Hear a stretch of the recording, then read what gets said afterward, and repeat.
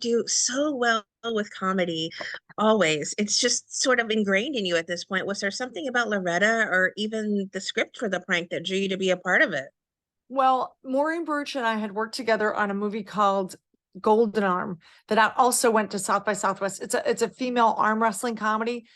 And I just loved working with her. So when she asked me to be a part of this project, I thought, absolutely.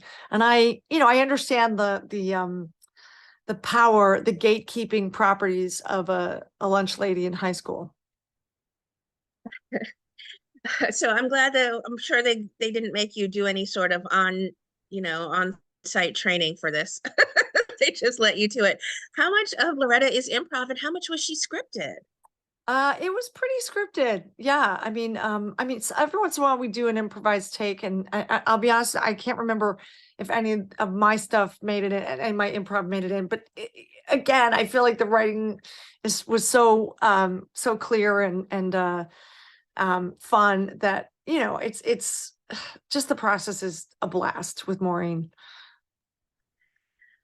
I'd love to hear about your process working with her. Was she very hands-on with you? Or at this point, since you guys have worked together before, did she truly trust in you to sort of craft the character and make the scenes work for her?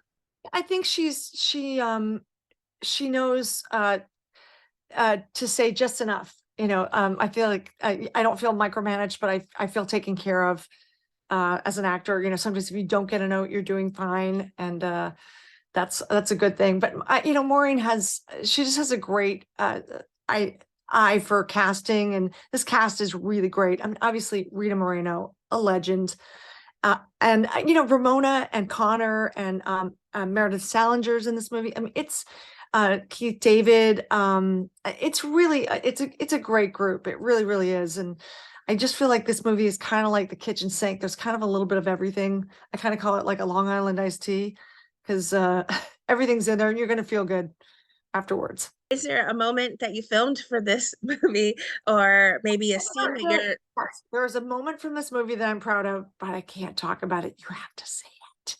You have to see it. There's some twists and turns, and that's all I'm gonna say. well, the wink, I think, is maybe one of my favorite standout moments. It says so much without saying anything. How many times did you have to do that take? Not many.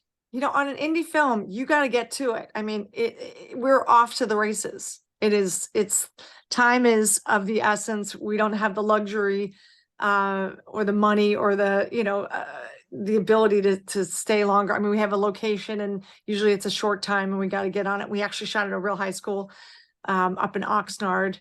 So you could smell the sweat socks and the gym and, it was very helpful, very helpful. What would you like to say to everyone who are fans and supporters of the incredible work you do on our screens? Oh my gosh. Well, I'm so lucky I get to do what I do. And I so appreciate the appreciation. And I mean, I'm I'm a late bloomer. I mean, I've been acting forever, but I got The Office when I was 40 years old, and I was still waiting tables, and like waiting on a lot of rich and famous people at the time.